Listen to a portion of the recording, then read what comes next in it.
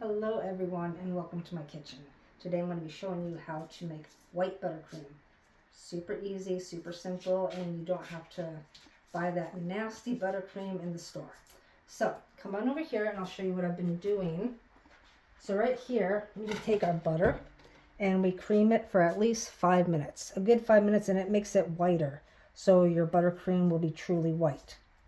And another thing that I like to take, so after you've been stirring that, you get your white Crisco vegetable shortening, and you add that to your buttercream, a little bit at a time, slowly, just until it incorporates. And go ahead and look in here and see how it's stirring in, and you only use the paddle attachment. If you use the whip attachment, it's going to make your frosting really nasty.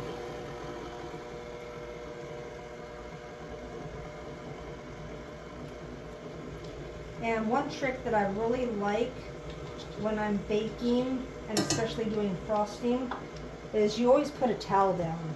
And that way when you're adding your powdered sugar, you don't have, it doesn't look like you're in Scarface's movie. And it makes cleanup so much easier.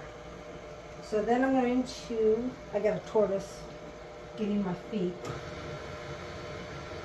Turn that up just a little bit to kind of clean your blades.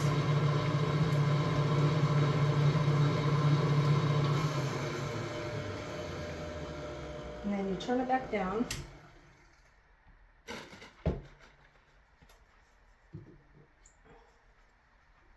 And just scrape your sides down. So get all that butter. And it's going to look kind of chunky at first, but don't worry about it. It will blend. Once you start putting the powdered sugar in, it'll blend in rather nicely. And a lot of people say that to go and sift your flour, and I don't, because when you're blending it, the butter emulsifies, and really you don't really have an issue. So what I like to do is just, my recipe is, because I'm making a large cake, so I do 1 cup of salted butter, 1 cup of shortening, and 8 cups of powdered sugar, and 2 teaspoons of your vanilla extract. So you just slowly incorporate your powdered sugar like so.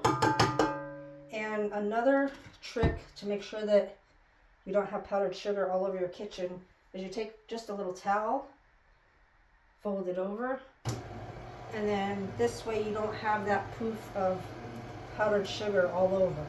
And I like to incorporate my vanilla at the very end, because you kind of see where your frosting is going. Is it too thick? Is it too thin? And it just makes it a lot nicer for me. And what I do when I'm mixing my powdered sugar is I will start it on slow, get it kind of mixed in, and then at the end of each mix I beat it just a little bit faster to kind of, it takes the frosting off of the paddle, and it makes it mix a lot better.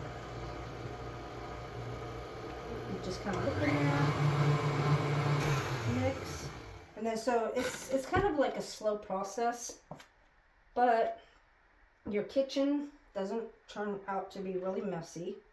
I mean, yeah, I get powdered sugar all over my machine when I'm transferring, but you're going to get some kind of mess, but it's just not going to be a huge mess.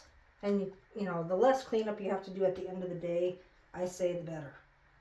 Because when you're making frosting, I don't like the mess, and I've learned a lot of ways to try and keep the mess down, because you've got your shortening, your butter, and everything that greasy, sticky, you know, you don't want that. But I have a 60-year-old that is going to be needing a cake, and so they called me and asked me if I would, make their cake. And I'm going to do a 3-tier 8-inch cake, and because they've got so many people, they wanted me to be able to do a cake that's cost effective. So for the person's birthday, he wants a peanut butter cake with chocolate frosting, and everybody else wants a vanilla cake with chocolate filling. So I'm going to, this cake is going to be for the, it's going to be a vanilla cake. So I'm going to make my frosting, and when you make this frosting, you can use this frosting to make chocolate frosting. You can make raspberry frosting, strawberry frosting, whatever frosting you use. It's a really good base for all your other frostings.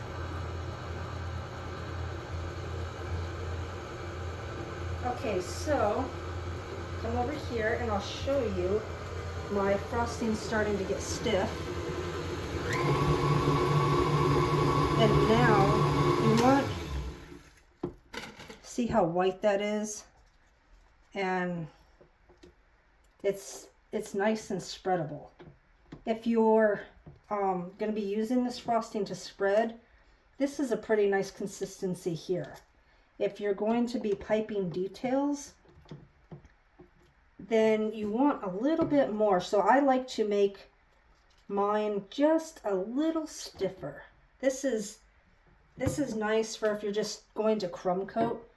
So what I like to do when I'm making my frosting also is I will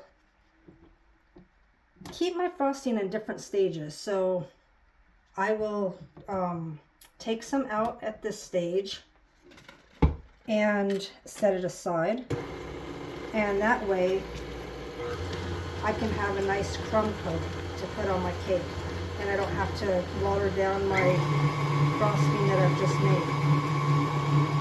But then